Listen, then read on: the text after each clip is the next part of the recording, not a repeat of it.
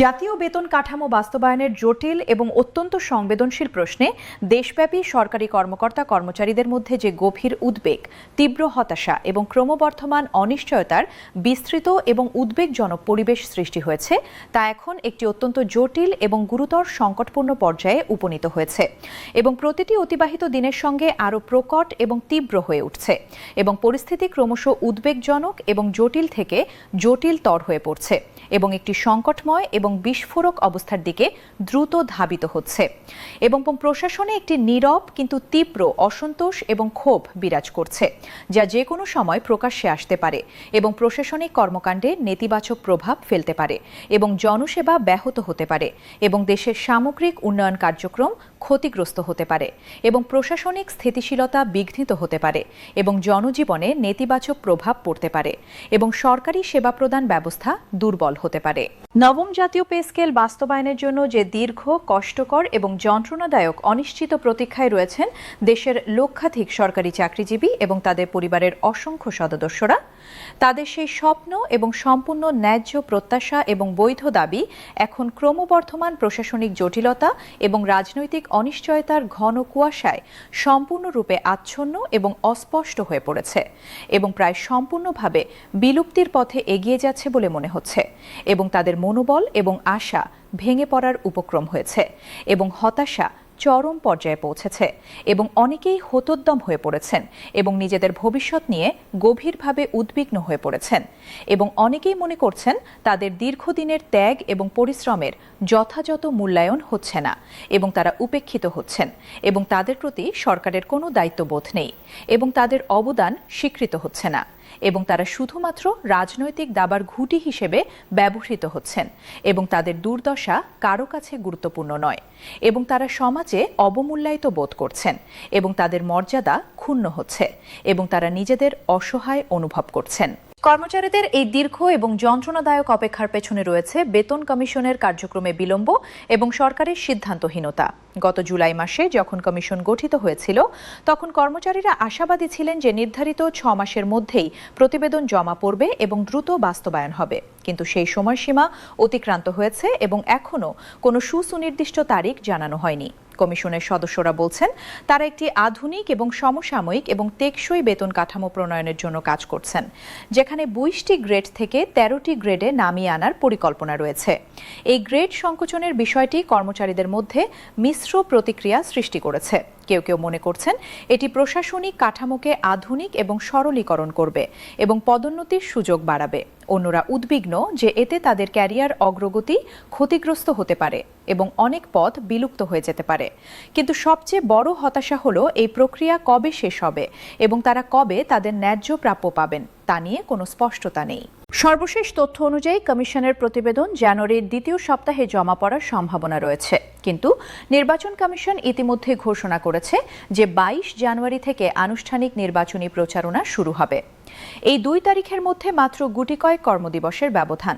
এই স্বল্প সময়ে একটি বিশাল এবং জটিল প্রতিবেদন পর্যালোচনা করা, বিভিন্ন মন্ত্রণালয়ের মতামত নেওয়া, আর্থিক প্রভাব মূল্যায়ন করা, উপদেষ্টা পরিষদের অনুমোদন নেওয়া এবং সবশেষে গ্যাজেট প্রকাশ করা কার্যত অসম্ভব। প্রশাসনিক বিশেষজ্ঞরা বলছেন একটি জাতীয় বেতন কাঠামো বাস্তবায়ন একটি অত্যন্ত জটিল এবং সময় সাপেক্ষ প্রক্রিয়া। এতে শুধু প্রতিবেদন পড়াই নয়, বরং এর প্রতিটি দিক বিশ্লেষণ করতে হয়। অর্থ মন্ত্রণালয়কে হিসাব করতে হয় যে এই বেতন বৃদ্ধি সরকারি বাজেটে কত অতিরিক্ত ব্যয় যোগ করবে। সংস্থাপন মন্ত্রণালয়কে দেখতে হয় কাঠামোগত পরিবর্তনগুলো বিদ্যমান পদায়নের সঙ্গে কিভাবে সামঞ্জস্যপূর্ণ হবে। পরিকল্পনা কমিশনকে মূল্যায়ন করতে হয় এটি দীর্ঘমেয়াদে অর্থনীতিতে কী প্রভাব ফেলবে। এই পুরো প্রক্রিয়া কমপক্ষে 2 থেকে 3 মাস সময় নেয় এবং তাড়াহুড়ো করলে ভুল হওয়ার সম্ভাবনা থাকে। অর্থ উপদেষ্টা ডক্টর সালাহউদ্দিন আহমেদ এই বিষয়ে তার অবস্থান পরিষ্কার করেছেন। তিনি বলেছেন একটি অন্তর্বর্তীকালীন সরকারের এই ধরনের সুদূর প্রসারী এবং ব্যয়বহুল সিদ্ধান্ত নেওয়া উচিত নয়।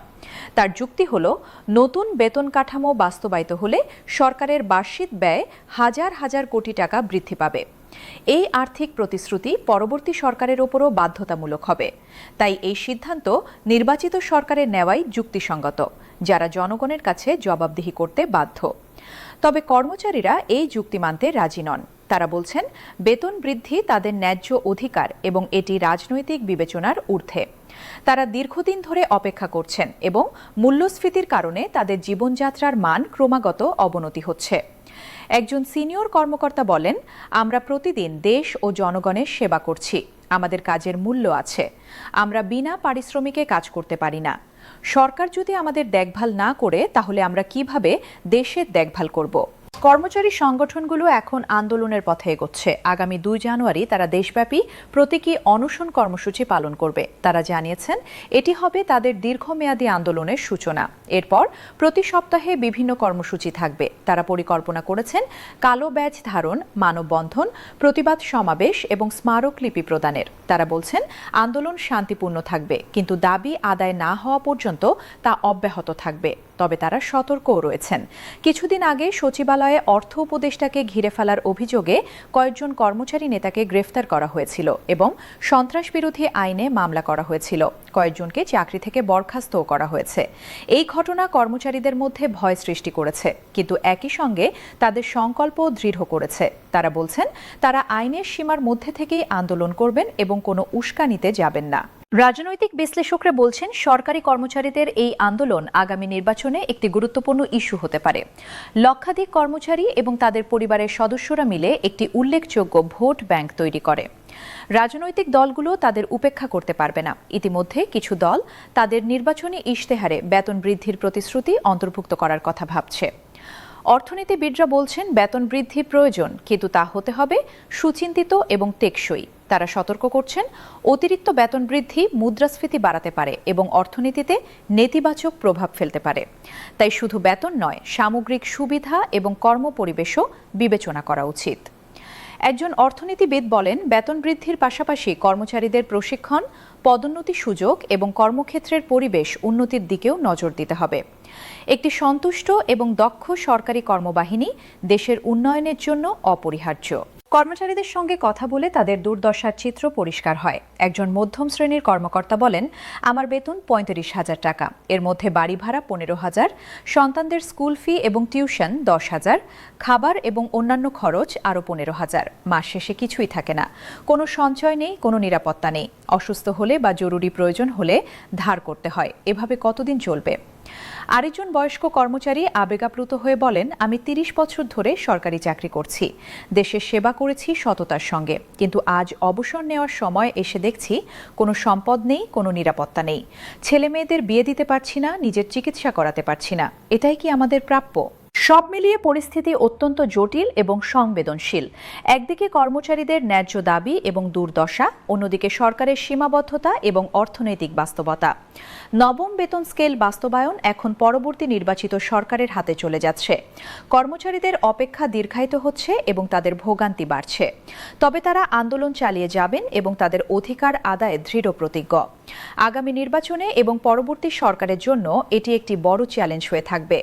সময় বলে দেবে এই সংকটের সমাধান কিভাবে হয়।